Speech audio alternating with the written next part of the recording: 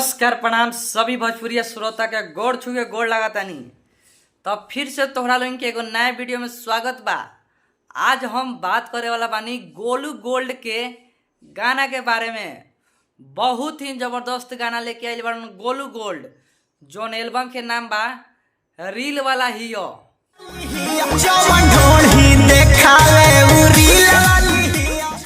तो भाई लोग ये गाना तोहरा लोगन के कैसन लागल?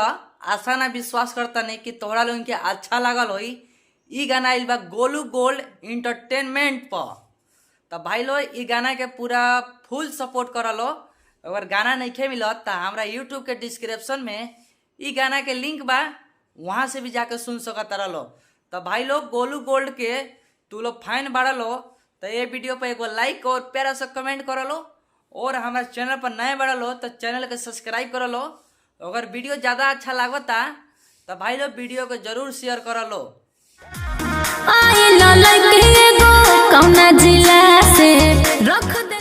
तो भैया लोग गोलू गोल्ड के गाना बहुत ही जबरदस्त आवेला। गाना के पूरा डिटेल्स बता देता नहीं। ये गाना आइल बा गोलू गोल्ड इंटरटेनमेंट पर, जौन एल्बम के नाम बा रील वाला हियो। ये गाना के गईले बड़न गोलू गोल्ड और सिंगर प्रभा राज। और राइटर के बात करी तो ये गाना के लिखले बानी अमित आशिक जी, म्यूजिक दिले बानी चमन सिंह।